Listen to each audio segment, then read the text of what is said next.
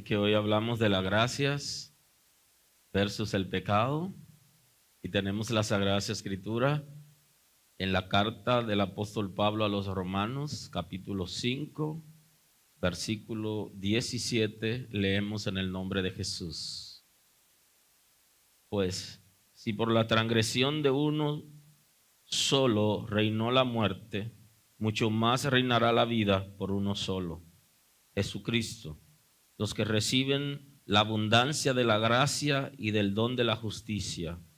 Así que como por la transgresión de uno vino la condenación a todos los hombres, de la misma manera, por la justicia de uno vino a todos los hombres la justificación de vida.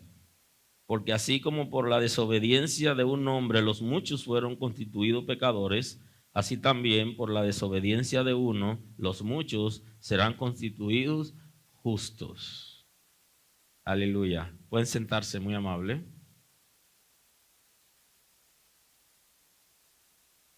Y estamos en el tema de hoy de la gracia versus el pecado.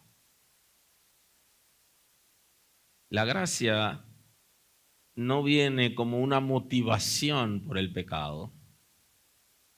Es posible que alguien esté pensando que la razón de ser de la gracia es el pecado, pero no es así.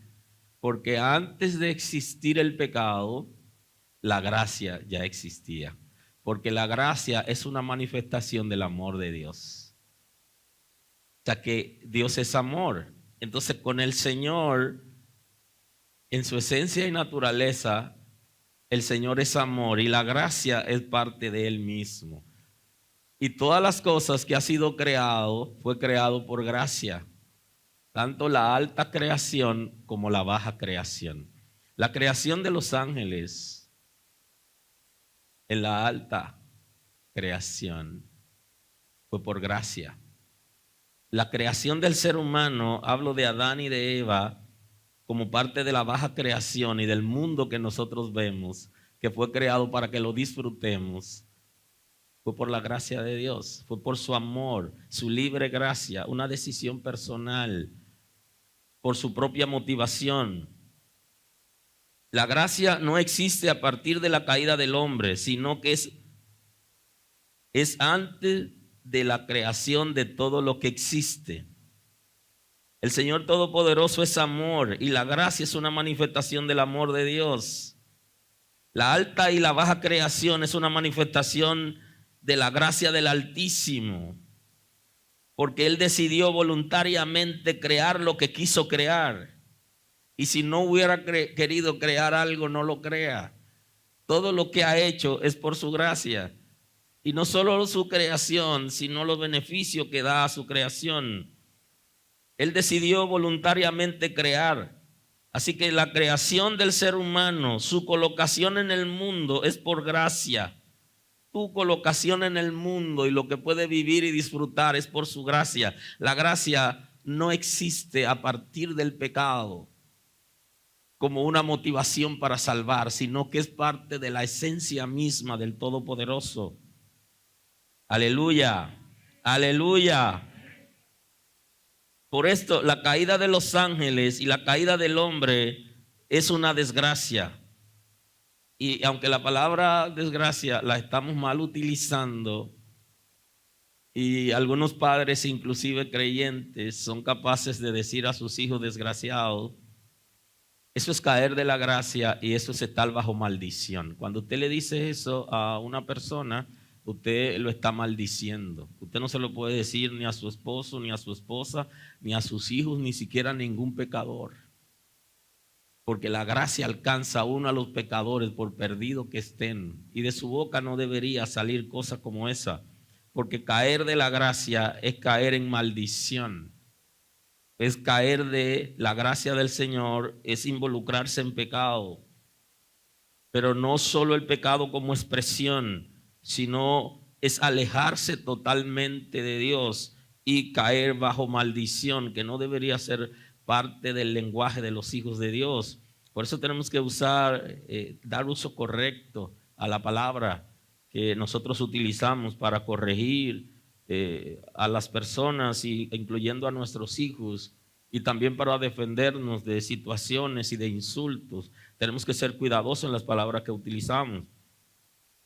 El Todopoderoso en la creación de Adán pactó con él. O sea, Adán no había pecado y ya Dios estaba pactando con Adán. O sea que el Señor dirige su creación por gracia. Y esto es lo interesante, que aún la gracia del Señor estuvo con Adán antes de pecar. Le dice que podía comer de todos los frutos de los árboles, menos del fruto del árbol del conocimiento del bien y del mal. Dice, puede comer de todos los frutos, puedes comer. Es por gracia que lo puso en el huerto. Y le dice, no coma de este. Si comía de ese fruto moriría. Esas fueron las palabras del Señor. Y esto es demostración de gracia.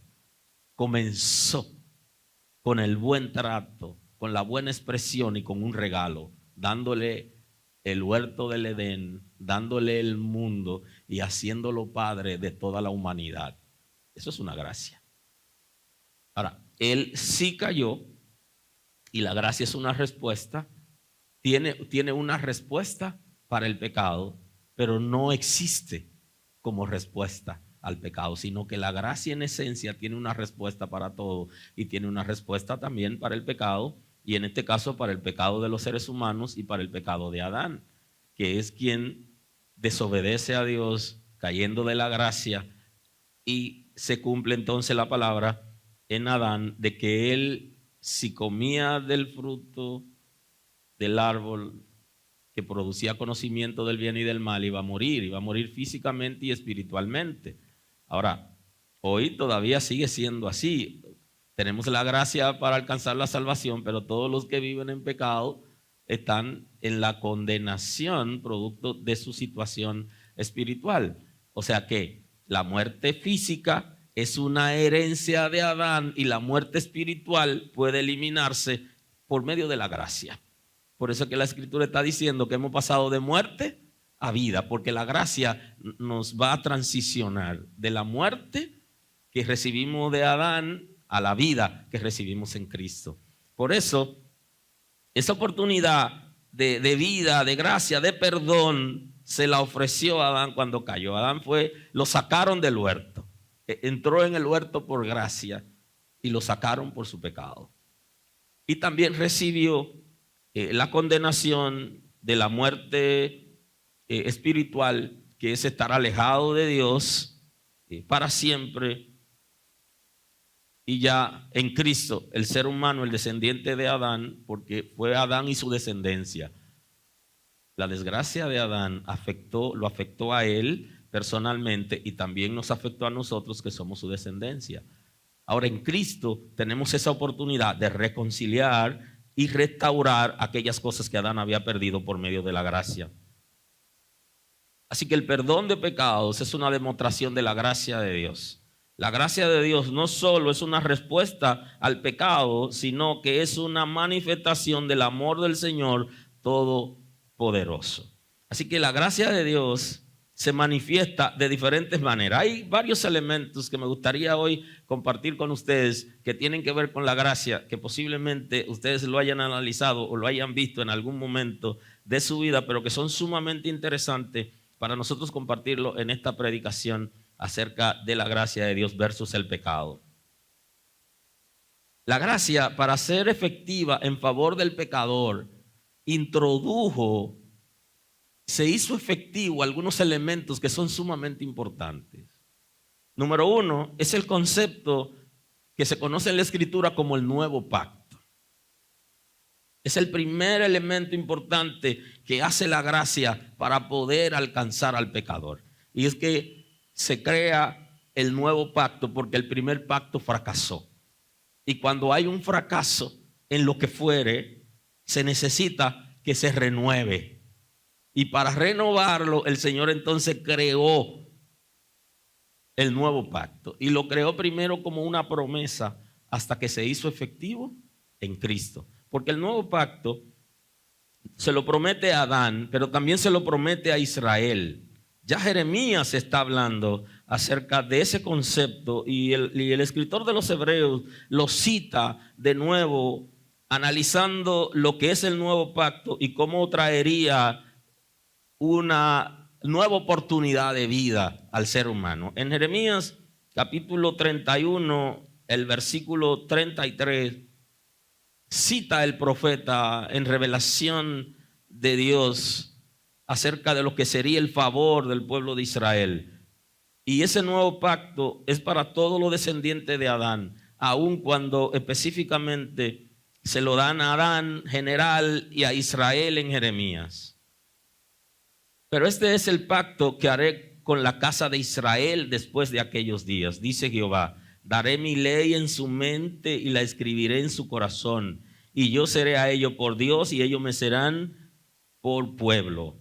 Este es el nuevo pacto que haré con la casa de Israel. Entonces, en la promesa del nuevo pacto, no está tan descrita. Posiblemente el pueblo de Israel no le iba a ser tan fácil entender todo el engranaje, pero cada una de esas expresiones que tiene el profeta Jeremías ya es explicado en la gracia, visto en el escrito a los Hebreos, está claramente expresado acerca de lo que comprende el nuevo pacto. Pondré la ley en su mente y la escribiré en su corazón y seré a ellos por Dios y ellos me serán por pueblo. Ya la responsabilidad iba a ser en medio del corazón. Y el nuevo pacto tiene una respuesta. Y esa respuesta del nuevo pacto es la garantía. Ustedes saben que el Espíritu de Dios es la garantía del nuevo pacto. Para que pueda ser garantía del nuevo pacto, tiene que hacer un trabajo en la vida del ser humano. Así que la gracia trae consigo el Espíritu Santo y toda una transformación, que es lo que está diciendo Jeremías. Él no tiene el contexto acabado, pero sí tiene la expresión de lo que sería el nuevo pacto. Tampoco dice cómo va a ser, pero ya Jesús nos habla acerca del nuevo pacto como expresión. En el Evangelio según San Mateo, en el capítulo 26, en el versículo 27, dice: tomando la copa y habiendo dado gracia, les dio diciendo: bebed de ella todos, porque este es mi sangre del nuevo pacto, que por muchos es derramada para remisión de los pecados. Aquí ya Jesús está explicando en qué consiste el nuevo pacto.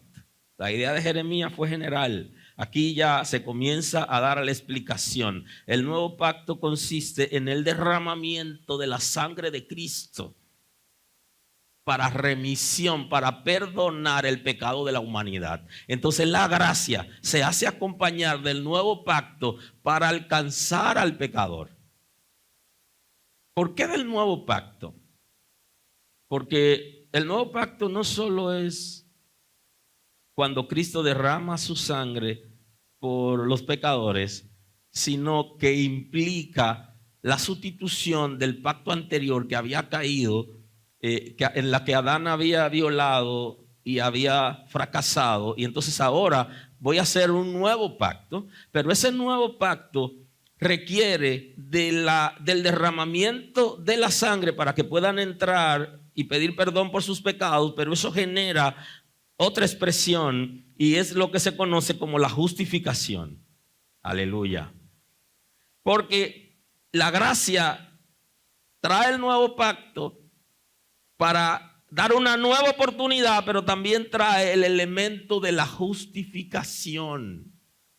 Porque en el nuevo pacto Jesús está llenando las expectativas de la justicia de Dios, porque todo ser humano está condenado producto de su pecado. Y entonces aquí tiene que ser declarado libres de culpas. El ser humano tiene que ser declarado libres de culpas y por eso se creó el nuevo pacto. Y en el nuevo pacto la justificación. Justificados pues por la fe, tenemos paz para con Dios por medio de nuestro Señor Jesucristo.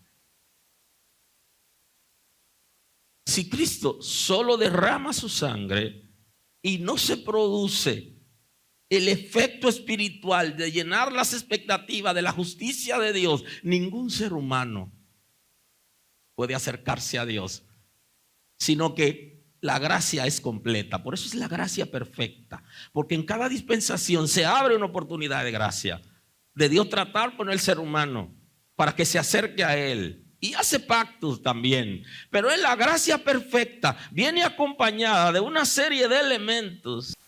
La gracia como don y la justicia. Porque la gracia está acompañada de varios elementos importantes para hacer efectivo el perdón de nuestros pecados, para que nosotros seamos redimidos. Además del sacrificio de Cristo en la cruz, para crear un nuevo pacto y que tengamos una nueva oportunidad de ser perdonados, de que nuestros pecados sean lavados en la sangre derramada por Cristo en la cruz del Calvario, también tenemos una oportunidad de ser justificados.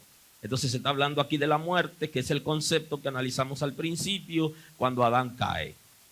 La caída de Adán generó muerte, pero no solamente para él, sino para toda la raza humana. Y si nosotros fuésemos reales y sinceros, nos damos cuenta que no había manera de que seamos alcanzados con la caída de Adán, porque aún siendo alcanzados, nuestra naturaleza caída, nuestra naturaleza concupiscente, nos hace de alguna forma estar pensando en lo que no es correcto, en lo que Dios desaprueba, hablando lo que Dios desaprueba y teniendo conductas que son desaprobadas en el cielo. Entonces todo eso nos dice a nosotros que la obra de redención de Cristo y el nuevo pacto para establecer la gracia fue significativa. De la misma manera, ¿verdad? Que en Adán, pues si por la transgresión de uno solo, por el pecado en este caso de Adán, trajo la muerte, mucho más reinará la vida por uno solo, Jesucristo, los que reciben la abundancia de gracia y el don de la justicia. Abundante gracia, la gracia perfecta de Dios que va acompañada de la justificación. Y por eso habla del don de la justicia.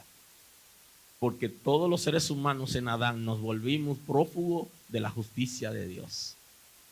Nuestra condición era la de la desobediencia, porque en él todos violamos las normas del cielo. Pero no solo en Adán, sino que cuando tuvimos uso de razón, a partir de ahí también comenzamos a tener comportamiento inapropiado. Y ahí entonces están las dos palabras. Uno es el pecado original y el segundo es el pecado actual. El pecado original es el que recibimos de Adán, que trae la muerte espiritual y la muerte física desde su principio, y el pecado actual, que es el que nosotros cometemos a partir que tenemos uso de razón. Por ambos pecados, Cristo murió en la cruz, se hizo un nuevo pacto para que nosotros entremos y seamos redimidos. Aleluya. Y entonces por eso necesitamos el don de la justicia, que es la justificación por medio de la fe en Cristo. Y el siguiente elemento que trae la gracia para completar la obra en nosotros es la fe, que es un elemento que viene en la gracia. Aquí entonces la gracia, ¿qué vemos para que la gracia pueda alcanzar al pecador? Lo hemos visto ya en la predicación, se lo he ido explicando, y luego con el texto bíblico vamos a ver por completo la expresión. Hablamos del nuevo pacto, hablamos de la justificación, hablamos de la fe y hablamos del Espíritu Santo como garantía. Eso que estamos hablando hoy, de esos elementos que interactúan en la gracia, de esas expresiones que interactúan en la gracia para que pueda alcanzar totalmente al ser humano pecador. Bendito es el nombre del Señor. Bendito es el nombre del Señor. Así que como por la transgresión de uno vino la condenación a todos los hombres, de la misma manera por la justicia de uno vino a todos los hombres la justificación de vida. Y aquí ya se adentra en el concepto de la justificación, porque Cristo es el único que ha llenado las expectativas de la justicia de Dios. Por eso es que cuando hablamos del evangelio y de la salvación por gracia, nosotros estamos hablando de la salvación como regalo, porque la salvación no es por mérito. Yo no me la puedo ganar. Es un don de Dios.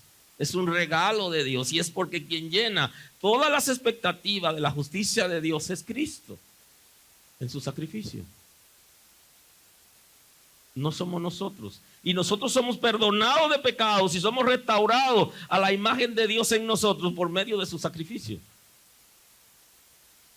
porque su sacrificio fue perfecto, pero también llenó las expectativas de la justicia de Dios. Por eso en Él nosotros somos justificados. La justificación para vida.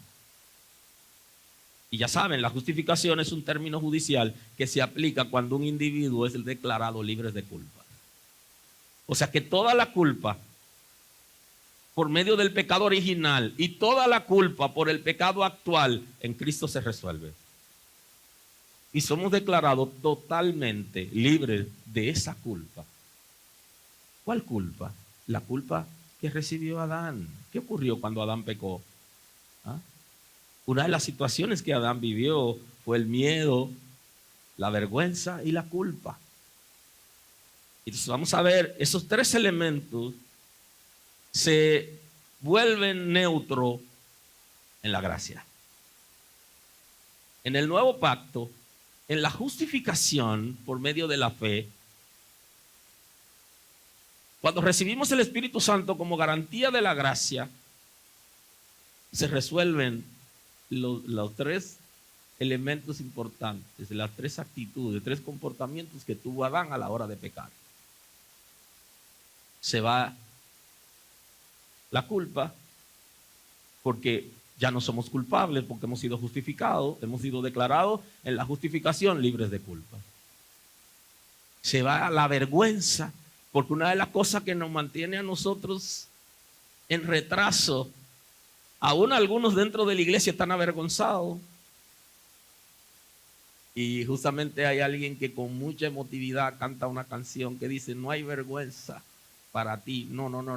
Aleluya. ¿Se saben esa canción? ¿Verdad que no pueden cantar, que tienen mascarillas? Pero pudiéramos cantar la canción. No hay vergüenza. Se fue la vergüenza, el miedo. Aunque hay gente ahora que tiene pánico, no sé a qué le tiene miedo. Porque justamente el sacrificio de Cristo en el nuevo pacto y la justificación produce lo que se llama tranquilidad espiritual. Y la tranquilidad espiritual se lleva el miedo.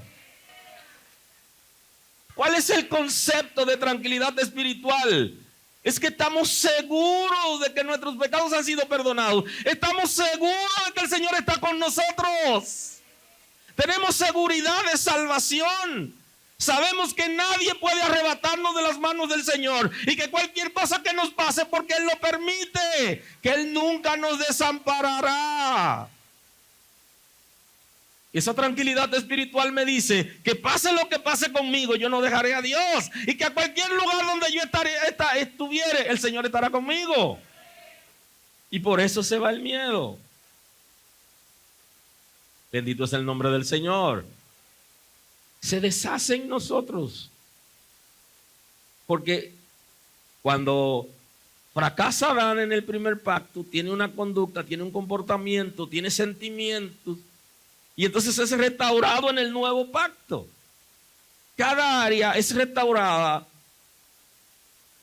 en diferentes momentos por la gracia, porque la gracia viene acompañada del nuevo pacto, de la justificación, de la fe y como garantía el Espíritu Santo. Entonces por eso es que recibimos inclusive la imagen de Dios que pierde Adán cuando fracasó en la relación con Dios. Aleluya.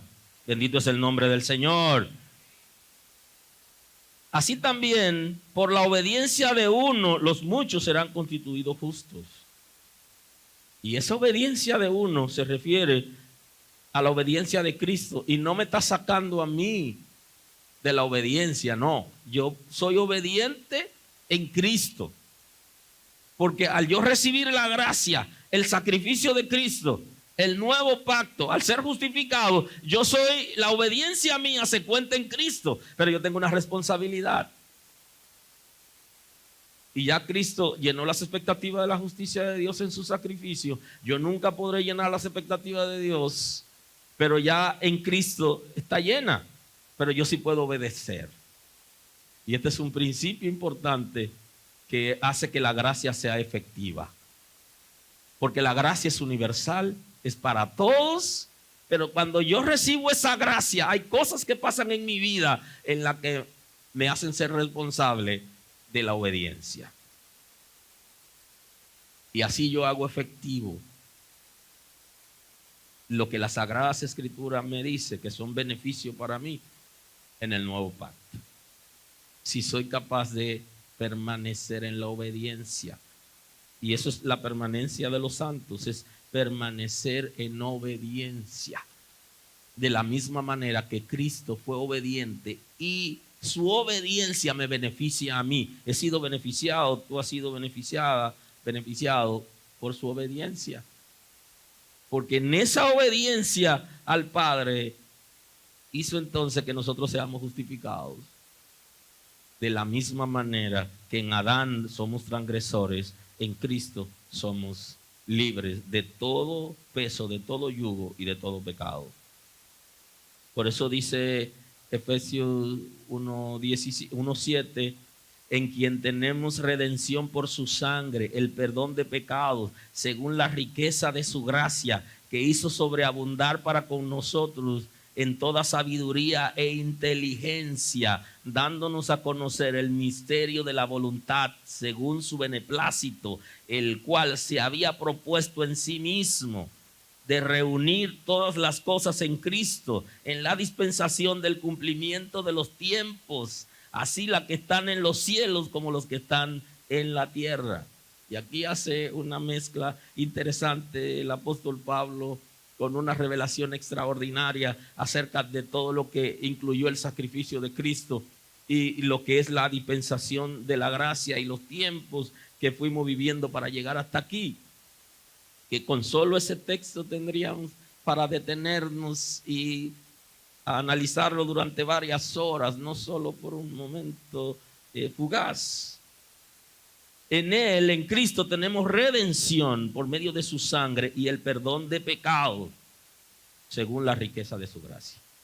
Por medio de la gracia, la activación del nuevo pacto en Cristo, entonces tenemos redención, porque Cristo nos ha comprado a precio de sangre. O sea, hay un valor extraordinario que nosotros tenemos en el Señor que nos da la oportunidad de vivir para Dios porque hemos sido redimidos, comprados por el sacrificio de Cristo en la cruz del Calvario. Y por el nuevo pacto entramos en esa gracia. Y lo hizo sobreabundar por medio de sabiduría e inteligencia. Pablo habla considerablemente en los escritos a los Efesios de esa inteligencia espiritual y ese conocimiento, esa ciencia que viene de Dios.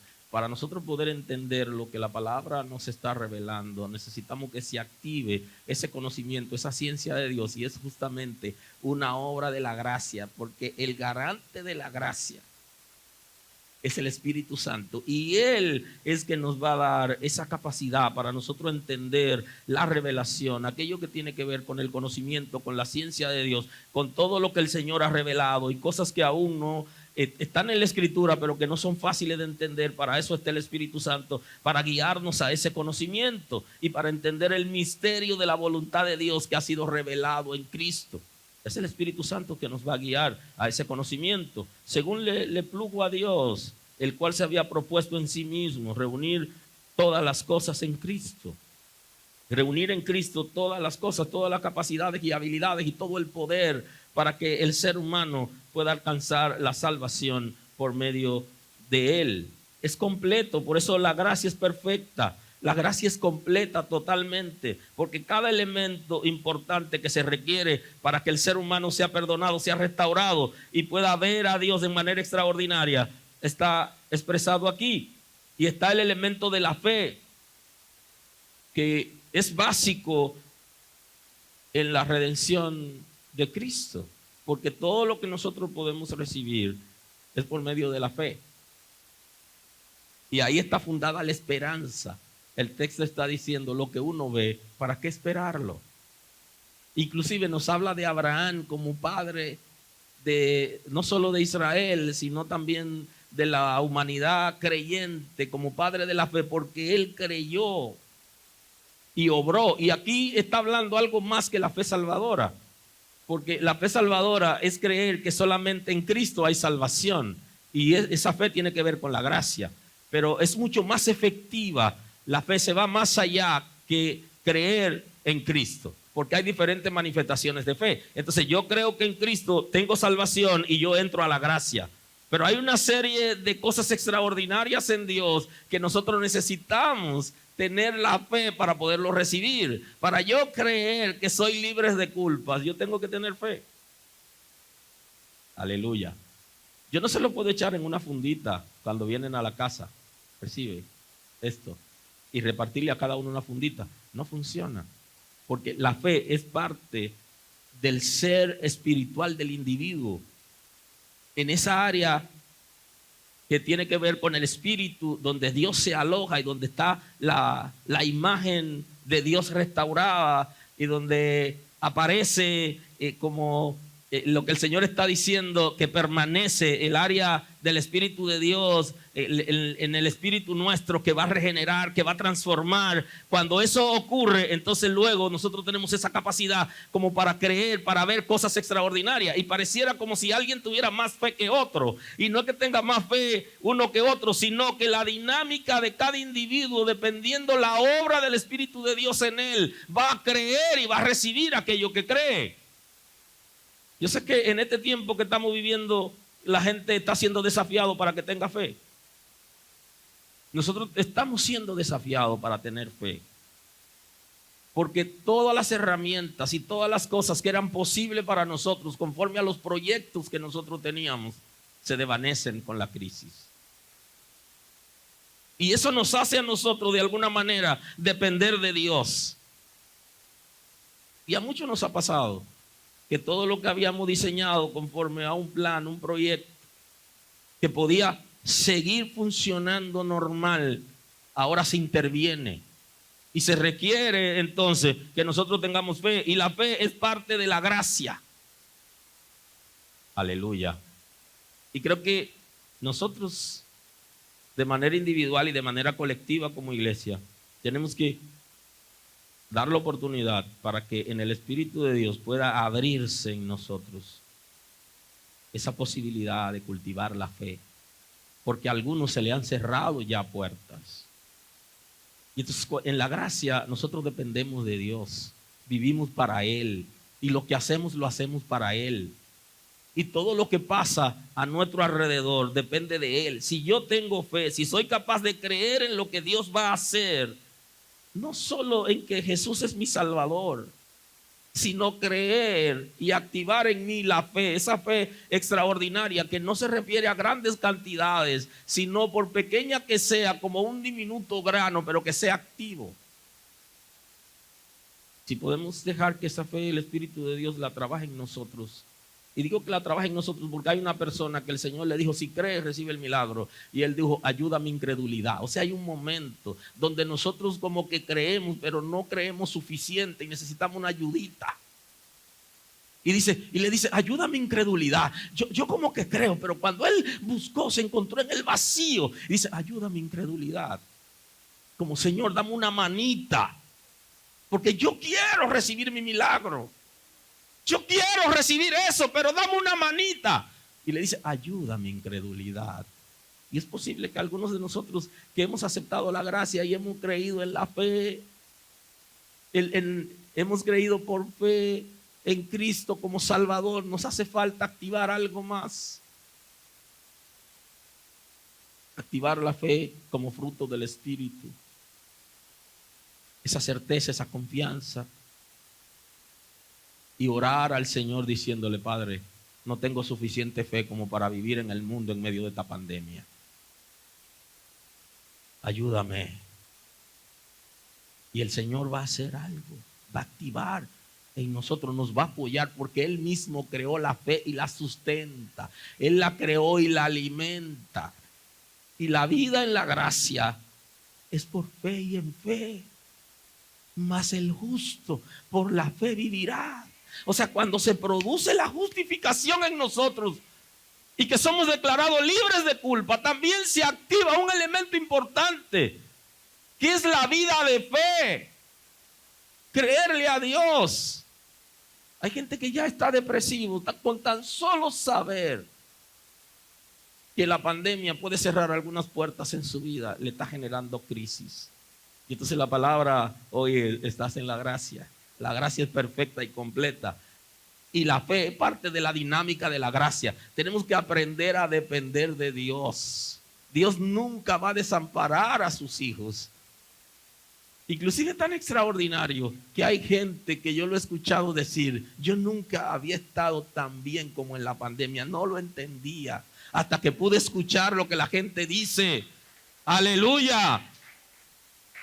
Y comienzan a hablar de cómo Dios le abrió puertas, de cómo Dios le suplió y que tienen cosas en abundancia que antes no tenían.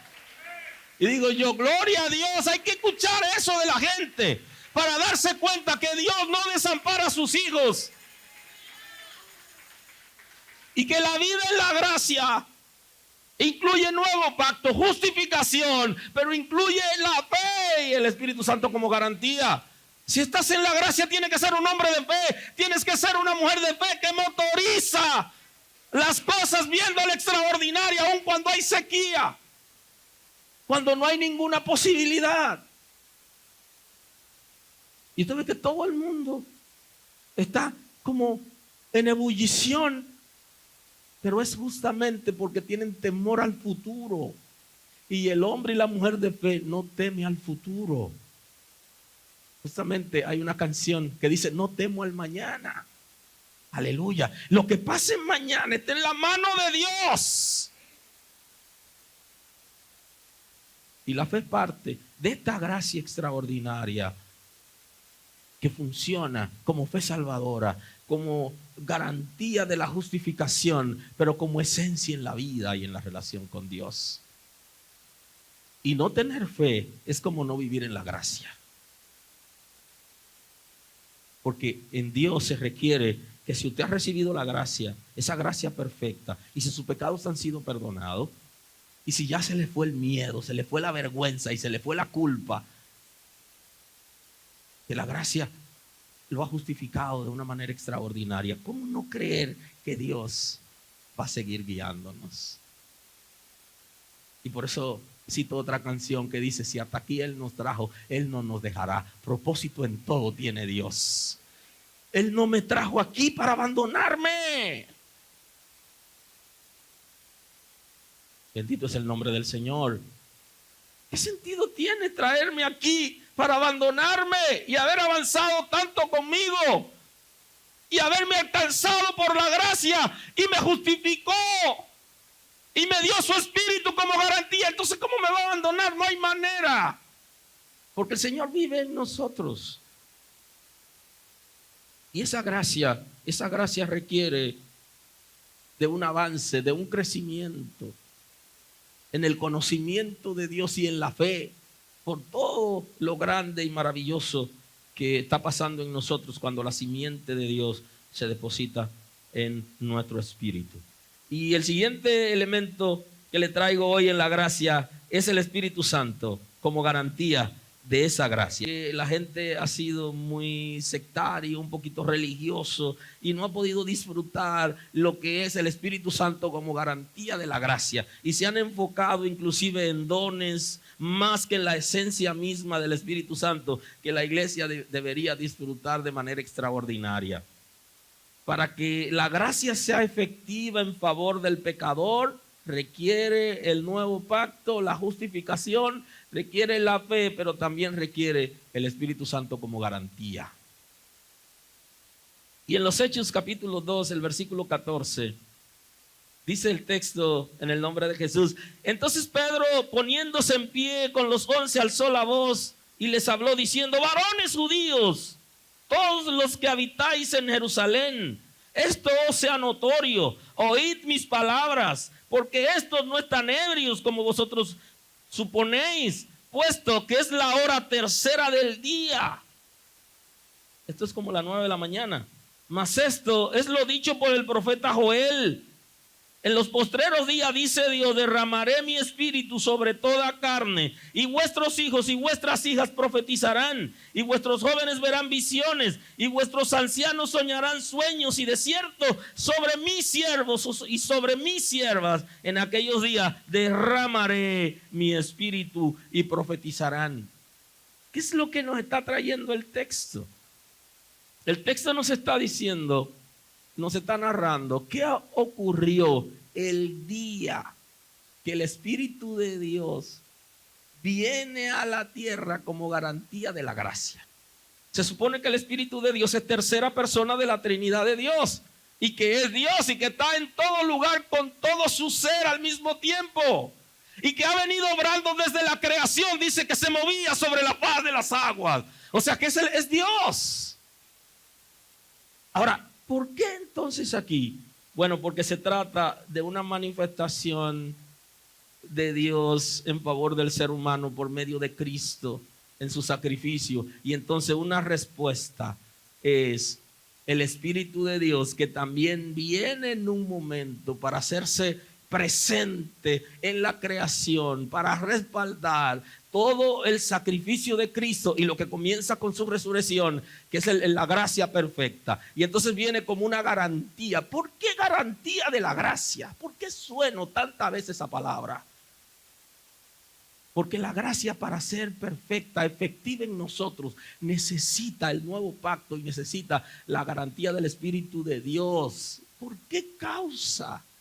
Porque usted tiene una naturaleza que se llama naturaleza caída, naturaleza concupiscente. Y usted iba a vivir igual que el pueblo de Israel. Íbamos a vivir como si fuera en la ley. Aleluya. Que intentaban agradar a Dios, pero nunca pudieron. Y entonces dice el texto bíblico que el que transgrede un punto de la ley se hizo transgresor de toda la ley. No había manera de que la gente pueda vivir para Dios y ser justificado. Y entonces el Espíritu Santo debía venir como contraparte de nuestra propia naturaleza que adquirimos en el pecado de Adán. La naturaleza concupiscente nos ahoga y no nos da libertad de vida. Y nos hace continuamente vivir arrastrándonos con pensamientos, con palabras, con conductas que no convienen como hijos de Dios. Y entonces necesitaba producir un equilibrio. La gracia viene a producir un equilibrio en la vida de nosotros, para que no solamente tengamos deseo de hacer lo malo, sino que tengamos el Espíritu de Dios con nosotros como garantía de la gracia para producir un equilibrio en nosotros, y que no solo hagamos lo malo, sino que podamos hacer lo bueno y ser fortalecidos para hacer lo bueno. Y ahí está la grandeza de la gracia. ¿Y en qué nos enfocamos? Nos enfocamos en el don de lenguas del capítulo 2 del libro de los Hechos, si no nos enfocamos en el Espíritu Santo como garantía de la gracia, que es más que una expresión de un don, que es más fuerte que eso, porque viene a hacer un trabajo por medio de lo que Juan está llamando la simiente de Dios que permanece en nuestro espíritu. Porque la gracia requiere de una vivencia, de un compromiso, de una responsabilidad. Requiere de actitudes, requiere de fe, requiere de transformación. Y entonces el Espíritu de Dios debe venir a vivir en el ser humano. Y antes de ese momento hacía trabajo en el ser humano, se acercaba, venía sobre profetas en momentos determinados, pero vino a hacerlo de la misma manera que Cristo estuvo para redimir a la iglesia que está en el corazón de Dios desde antes de la creación de Adán. Porque la iglesia es un regalo de Dios, por eso se llama medio de gracia, porque la gracia tiene medios para expresarse. Y dentro de los medios de gracia está la iglesia como tal.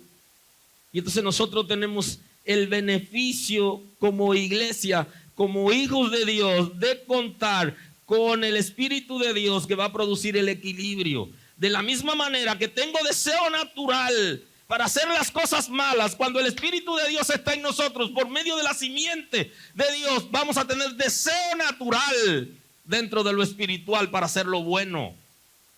De la misma manera que tenemos esa naturaleza caída, tenemos entonces la naturaleza espiritual. Y por eso es que la gracia es extraordinaria. No solo es extraordinaria por el nuevo pacto, sino por la garantía que produce el Espíritu de Dios en aquellos que reciben la gracia y que el Espíritu Santo lo acompaña. El Espíritu Santo es garantía. O sea que cuando alguien recibe la gracia, debe recibir el Espíritu Santo como garantía.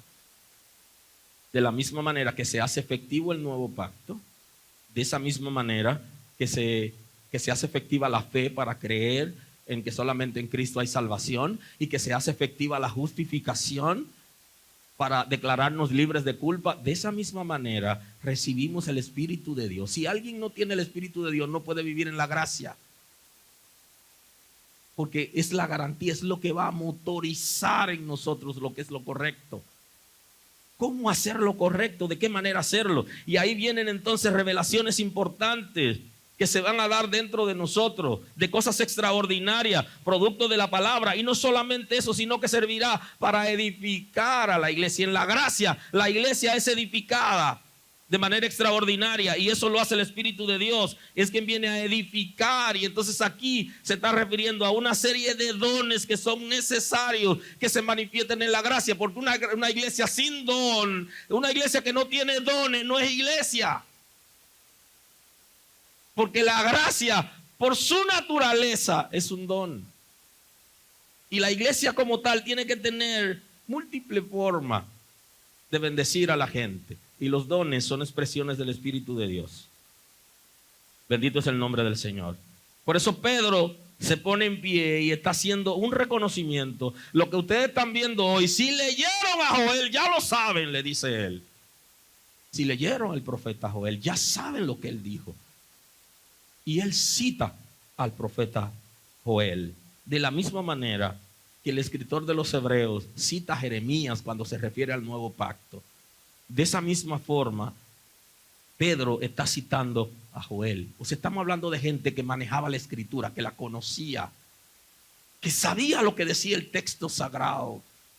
Y esa es una ventaja del que vive en la gracia, que debe conocer la revelación escrita, que no debe enfocarse en revelaciones extra, y que toda revelación debe estar aquí en la palabra, conforme al diseño de la palabra, y que toda revelación debe ser colada de acuerdo a lo que la Sagrada Escritura establece. Aleluya. Entonces Pedro, poniéndose en pie con los 11, alzó la voz y les habló diciendo: varones judíos, todos los que habitáis en Jerusalén, esto sea notorio, oíd mis palabras, porque esto no están ebrios como vosotros suponéis, puesto que es la hora tercera del día. Mas esto es lo dicho por el profeta Joel: en los postreros días, dice Dios, derramaré mi espíritu sobre toda carne, y vuestros hijos y vuestras hijas profetizarán. Entonces está diciendo, en los postreros días, hablándole de los últimos tiempos. Y esos últimos tiempos, hay varios postreros días. Están los postreros días, que es el último momento de la ley. Y está los postreros días, que son los últimos momentos de la gracia. Y aquí tenemos que estar claro de eso. Entonces, cuando Pablo, por ejemplo, dice que el comportamiento de los hombres en los últimos días, él se está refiriendo en los últimos días de la gracia. Pero aquí no se está hablando de los últimos días de la gracia, porque la gracia apenas comienza, sino ya al final de la ley. Le dice, lo que pasa es que no lo expresó tan claro, pero dice al final, mas estos, dicho por el profeta Joel, en los postreros días, dice Dios, derramaré mi espíritu sobre toda carne. En los días venideros, yo derramaré mi espíritu sobre toda carne. Esa palabra la recibió el pueblo de Israel, pero muchas veces hay palabras que la gente no la entiende, no la digiere.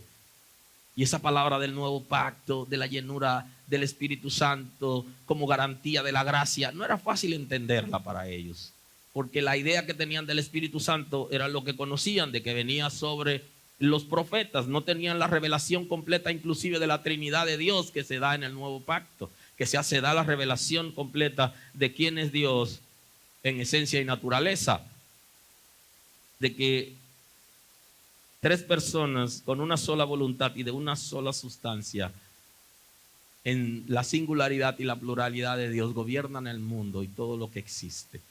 Y entonces habla del Espíritu de Dios como parte de la Trinidad de Dios, como Dios, tercera persona de la Trinidad de Dios. Entonces está diciendo Joel que va a venir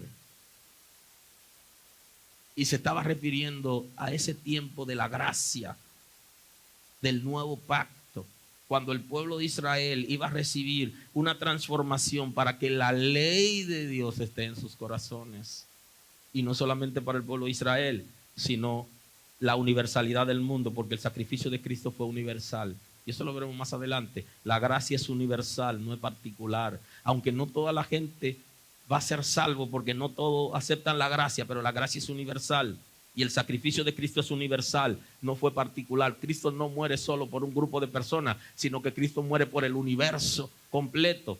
Y me refiero al ser humano, no al cosmos, sino al ser humano. Murió por todos los seres humanos para que todos sean perdonados de pecados y sean justificados. De esa misma manera, el Espíritu de Dios, sin obsesión de persona, y esto es importante, porque aquí la cita que da Pedro habla de la obsesión de persona. En los postreros días, dice Dios, derramaré mi espíritu sobre toda carne, sobre todo, incluyendo los siervos y las siervas.